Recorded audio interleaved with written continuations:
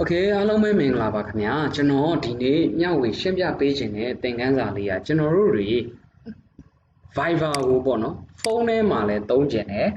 ကွန်ပျူတာပေါ်မှာဒီ desktop ပေါ်မှာတင်ပြီး PC မှာလည်းသုံးကျင်တယ် Okay ဒါဆိုရင်ကျွန်တော်တို့ဘယ်လိုလုပ်ကြမလဲရပါတယ်ဒါလွယ်ပါတယ်ဟိုကျွန်တော်တို့ရဲ့ဆက်မှာ internet ချိတ်တာပါချိတ်ရပြီးရင်ကျွန်တော်တို့တွေဘယ်ကိုသွားမလဲ Chrome ဒါမှမဟုတ် Firefox ကိုဖွင့်လိုက်ပါဖွင့်ပြီဆိုတာနဲ့ကျွန်တော်တို့တွေဘာလုပ်အောင်လဲ Viber ဆိုတာကို Viber for PC ပေါ့နော် Okay Viber for PC ဆိုလည်းရပါတယ် Viber လို့ရေးပြီး enter ခောက်လိုက်ရင်ဒီမှာ viber.com မှာပေါ့နော် viber.com မှာတစ်ချက်သွားပြီးတော့ကျွန်တော်တို့တွေဘာလုပ်မလဲဒီမှာ download ဆိုတဲ့ထည့်ရပါနော် download ဆိုတာကိုနှိပ်လိုက်ပါ download ဆိုတာနှိပ်ပြီးဆိုတော့လည်းကျွန်တော်တို့တွေဒီမှာရွေးချယ်စရာတွေရှိတယ်ပေါ့နော်ကျွန်တော်တို့ဒီမှာဆိုရင် Viber for desktop ပေါ့နော်ဒီမှာ Viber for Windows ရှိမယ် Viber for Mac ရှိမယ် Okay အဲ့ဒါဆိုတော့ကျွန်တော်တို့တွေဒီ Viber for Windows ကိုကျွန်တော်တို့တစ်ချက်နှိပ်လိုက်ပါနှိပ်ပြီးတော့ download ဆွဲလိုက်ပါကျွန်တော်တို့ start download လုပ်လိုက်ပါပြီကျွန်တော် Viber download ဆွဲပြီးပြီဆိုတာနဲ့ကျွန်တော်တို့ရဲ့ PC မှာလည်းသုံးမယ် Windows ဒီ Android ဒါမှမဟုတ် iOS မှာလည်းသုံးမယ်ပေါ့နော် Apple iOS မှာလည်းသုံးမယ်ခြားတဲ့ဖုန်းမှာသုံးမှာအဆင်ပြေပါတယ်ဘာလို့ပေးုံမဲလဲဆိုကျွန်တော်တို့ second ဖတ်ပေးုံပါပဲ second ဖတ်ပေးုံပဲဖြစ်တဲ့အတွက်ကျွန်တော်တို့ download ဆွဲပြီးရင်ဘာလုပ်မလဲ number 1 download ဆွဲရပါမယ်ဘယ်မှာသွားဆွဲရမလဲဆိုတော့ကျွန်တော်တို့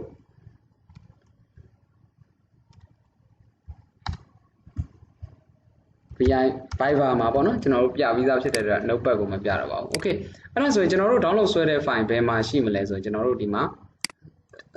exposure ကိုတစ်ချက်ဖွင့်လိုက်ပါ file exposure ကိုတစ်ချက်ဖွင့်ပြီးတော့ကျွန်တော်တို့ဒီထဲက download ဆိုတဲ့ထဲမှာရှိပါမယ် download ဆိုတဲ့ထဲက program ထဲမှာဖြစ်လိမ့်မယ်တချို့ zip file နေဆိုရင် compress ထဲမှာရှိပါမယ် Okay ကျွန်တော်ကတော့ဒီတိုင်းလွတ်ဆွဲထားဖြစ်တဲ့အတွက် zip file မဟုတ်တဲ့အတွက်ဒီမှာ program ထဲမှာပါဒါဆိုရင် Viber setup ဆိုတာကိုနှစ်ချက်နှိပ်ပြီးတော့ run လိုက်ပါ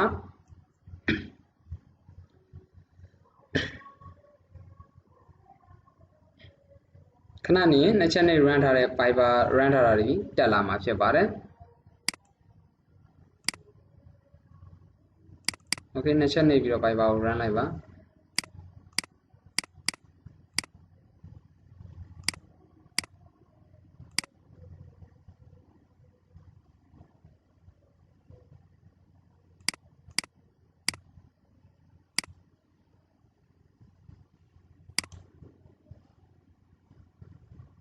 တကယ်လို့တက်မလာဘူးဆိုကျွန်တော်တို့ဒီမှာ right click ထောက်ပြီးတော့ run as administrator နဲ့ run ပေးလိုက်ပါနော်ဒီမှာ run as administrator နဲ့ run လိုက်မှဒီမှာ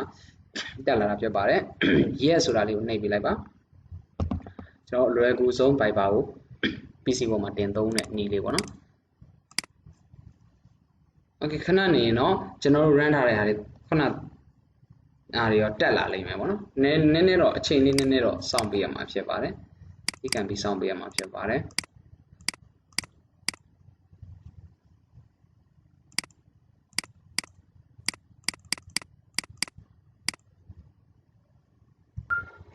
Okay အခုလိုလေးကျွန်တော်တို့ဒီ Viber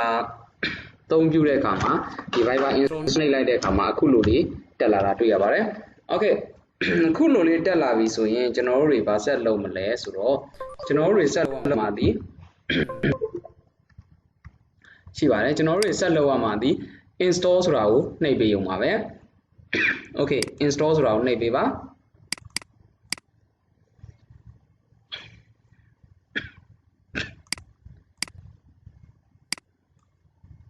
Okay install ပြီးတော့တဲ့အခါမှာကျွန်တော်တို့ဒီပေါ်မှာ desktop ပေါ်မှာ Viber icon လေးရောက်လာပြီပေါ့နော်ရောက်လာပြီကျွန်တော်တို့ဒီပုံစံမျိုးလေးလာပြတယ်ပေါ့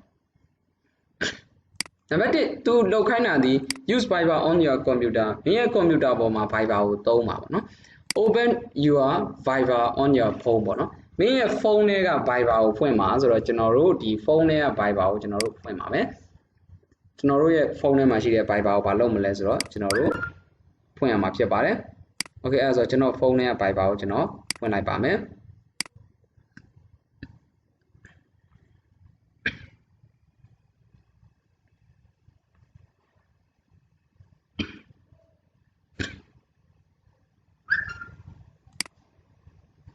Okay ဒါလက်ရှိ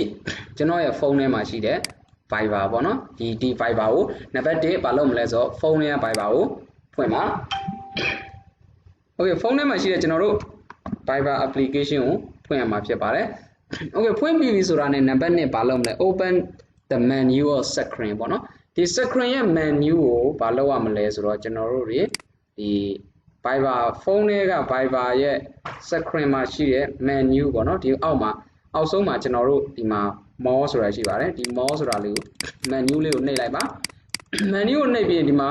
open the QR reader and scan the code ပေါ့နော် QR reader ကိုဘာလုပ်ရမလဲဆိုတော့ sorry QR reader ကိုဖွင့်ရ Okay ကျွန်တော်တို့ဒီ QR reader ကိုဖွင့်ရမယ်ဖွင့်လိုက်တဲ့နဲ့ကျွန်တော်တို့ဒီမှာကျွန်တော်ပြနေတဲ့ဟာတွေဒီလှည့်ပြီးတော့ကျွန်တော် laptop ကိုရိုက်ပြီးတော့ပြနေဖြစ်ပါတယ်ဘယ် QR reader လဲဆိုတော့ဒီ QR reader ကိုဖွင့်ပါ QR reader ကိုဖွင့်ပြီးတော့ဘာလုပ်ရမလဲဆိုတော့ scan ဖတ်ခိုင်းတာပါဒီ QR reader ကိုဒီ laptop ပေါ်မှာရှိတဲ့ QR reader ပေါ့ဒီ reader ကိုကျွန်တော်တို့ scan ဖတ်ခိုင်းတာပါ Okay အဲ့ဒါဆိုကျွန်တော်ဒီ reader ကို scan ဖတ်လိုက်တာနဲ့ဘာဖြစ်သွားပြီလဲဆိုတော့ကျွန်တော်တို့ရဲ့ Viber ဒီပေါ်မှာလာပြီးတော့ loading လုပ်နေတာတွေ့ရပါတယ် Okay loading လုပ်နေပြီဆိုရင်ဒီမှာ 𝗀𝑖𝐼𝐻 ဆိုတာလေးကိုကျွန်တော်တို့နှိပ်ပေးပါနောက်ပြီးတော့ဖုန်းပေါ်မှာလည်းအဲ့လိုလေးပေါ်လာတယ်နှစ်ဖက်လုံးကိုနှိပ်ပေးပါပြီးရင် 𝗀𝗂𝗽𝗃 ဆိုတာလေးကိုလည်းနှစ်ဖက်လုံးကိုနှိပ်ပေးပါ Okay 𝗀𝗂𝗽𝗃ဆိုတာလေးနှစ်ဖက်လုံးကိုနှိပ်ပေးပါပြီးရင်ဘာလုပ်နေလဲဆိုတော့ကျွန်တော်တို့ဖုန်းပေါ်မှာ 𝗀𝐼𝐻 ပေါ့နော် 𝗀𝐼𝐻 51 100ထိပြီးအောင်စောင့်အောင်ပါဒီပေါ်မှာဆိုရင်လည်းကွန်ပျူတာပေါ်မှာဆိုရင်လည်းဒီမှာလုပ်နေတာ loading လုပ်နေတာတွေ့ရပါတယ်ဆိုတော့ကျွန်တော်တို့ရဲ့ Viber ကို PC ပေါ်မှာလည်းသုံးလို့ရတယ်လို့ဖုန်းထဲမှာလည်းသုံးလို့ရတယ်နှစ်ခုသုံးလို့ရပါတော့နှစ်ဖက်သုံးလို့ရအောင်လုပ်တာဖြစ်ပါတယ်အခု20%ထိရောက်နေပြီဖြစ်ပါတယ် Okay ကျွန်တော်ရဲ့ Viber ကိုတက်ရှိဒီတိုင်းတွေ့ရမှာဖြစ်ပါတယ် Okay ဒါဆိုရင်နှစ်ဖက်လုံးပြီးသွားပြီပေါ့နော်ပြီးသွားတဲ့နောက်ွယ်မှာကျွန်တော်တို့တွေဘာတွေရှိမလဲကျွန်တော်တို့ဒီဖုန်းထဲကနေတစ်ဖက်ကိုပို့လိုက်တာဒီလဲကျွန်တော်တို့ဒီ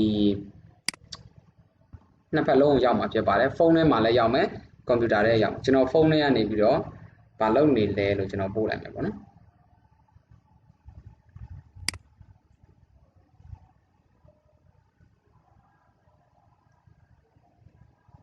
Okay ကျွန်တော် keyboard က again keyboard Okay အဲ့ဆို 𝐻𝑜𝗹 ဟောင်း 𝐸𝑅𝐸𝑅 𝗀𝗪ပေါ့နော် Okay ကျွန်တော်ဖုန်းထဲကနေပို့လိုက်ပြီဒီဘက် PC ဘက်မှာလည်းကျွန်တော်တို့ရဲ့ message တွေရှောင်းနေမှာဖြစ်ပါတယ် Okay ဒါလောက်ဆိုရင်ကျွန်တော်တို့ Viber ကိုဖုန်းနဲ့ရောPC နဲ့ပါသုံးရတာအဆင်ပြေပြီလို့ထင်ပါတယ်အားလုံးအဆင်ပြေကြပါစေပျော်ရွှင်ချမ်းမြေ့ကြပါစေအားလုံးကိုကျေးဇူးတင်ပါတယ်ခင်ဗျာ Okay အဆုံးထိကြည့်ပေးတဲ့အတွက်ကျွန်တော်ကျေးဇူးတင်ပါတယ်ကျွန်တော်ရဲ့ YouTube channel လေးကိုလည်း subscribe လုပ်ခဲ့ပါဦး subscribe လုပ်ခဲ့ဖို့တောင်းဆိုပါတယ်ကျေးဇူးတင်ပါတယ်ခင်ဗျာ